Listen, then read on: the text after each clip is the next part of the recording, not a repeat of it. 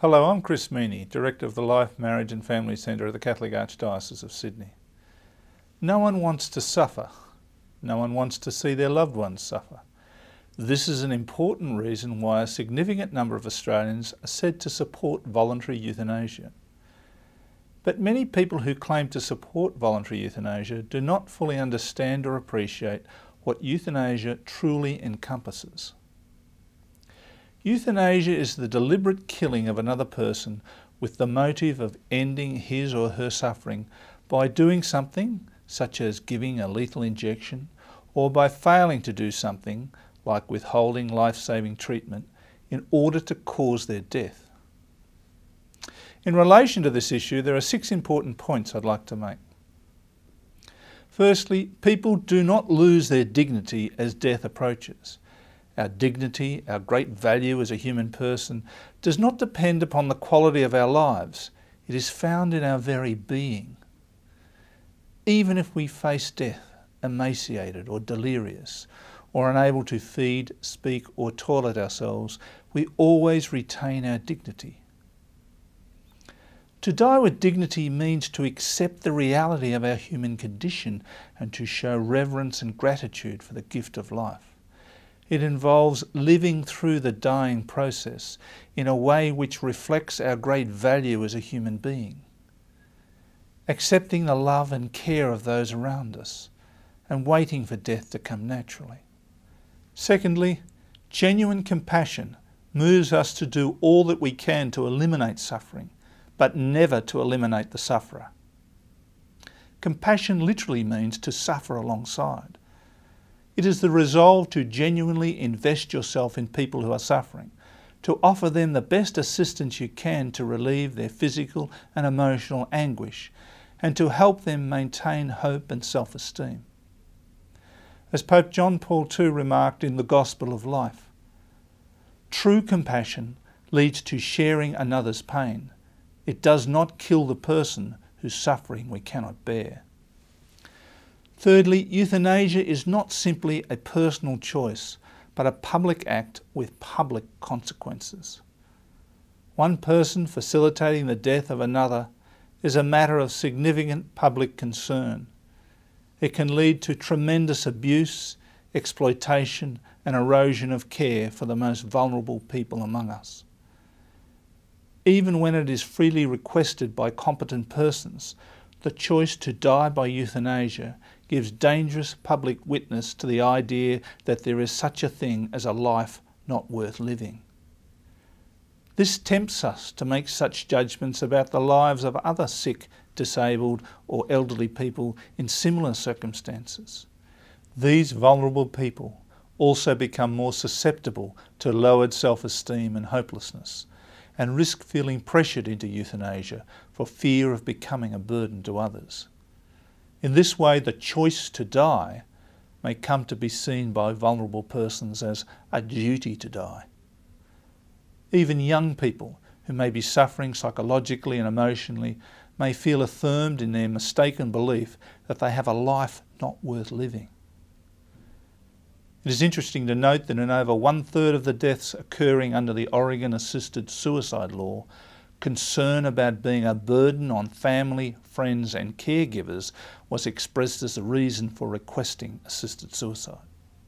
Next, abuses will undoubtedly occur. Overseas experience confirms the reality of a slippery slope from voluntary euthanasia to involuntary euthanasia. Medically assisted killing in the Netherlands was originally intended to be tightly regulated and strictly limited to adults who are able to make a free and informed request to die. Unfortunately, the practice of euthanasia has now expanded to include many vulnerable people, including the unconscious, disabled babies, children, and people with psychiatric illnesses and dementia. If euthanasia is permitted for suffering people who request it, it will eventually be extended to suffering people who are unable to make a free and informed request.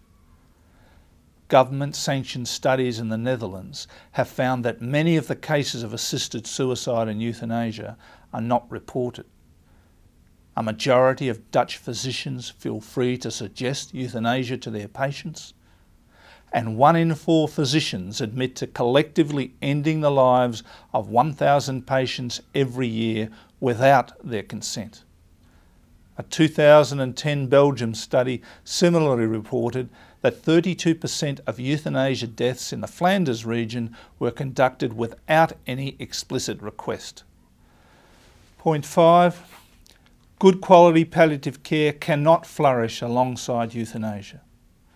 The medical profession's deep commitment not to abandon those who suffer has been a powerful motivation in the development of modern medicine. But allowing medical killing discourages alternative approaches to suffering, such as the provision of good palliative care and pain management. This is especially likely in a rapidly ageing society with escalating healthcare costs, where there is increasing pressure to consider the economic impact of patient care. Once doctors are permitted to intentionally kill their patients, however well-meaningly, doctors become deliverers of death as well as guardians of life. Such doctors can no longer promise to always protect and promote the life and health of their patients. A very worrying sign reported in the New England Journal of Medicine revealed that 60% of doctors in the Netherlands do not even report their cases of assisted suicide and euthanasia. Finally, there is a real difference, both ethically and legally, between intending pain relief and intending death. This distinction is important for both doctors and patients. Doctors will often foresee that giving increasing doses of painkillers to comfort a patient may also have the side effect of shortening that patient's life. But where the intention is to relieve suffering and not to hasten death, these doctors are not performing euthanasia. They are providing good palliative care. Under current law in Australia and consistent with church teaching, treatments which have become or are likely to be futile or overly burdensome may be ethically and lawfully withheld or withdrawn at a patient's request, even where it is foreseen that death may possibly come sooner as a result of this choice. For a patient to forego such treatments is not the equivalent of euthanasia or suicide, but an acceptance of one's human condition in the face of death. This is not a choice for death, but a choice about how to live while dying. It is not a refusal of life, but a refusal of overly burdensome or futile treatment. In summary, human life and death are in God's hands. We do not have absolute dominion over the gift of life. The time and circumstances of death are not ours to choose, for ourselves or for others. Euthanasia is never an acceptable response to human suffering. As Pope Benedict XVI reminded us, euthanasia is a false solution to the drama of suffering, a solution unworthy of man.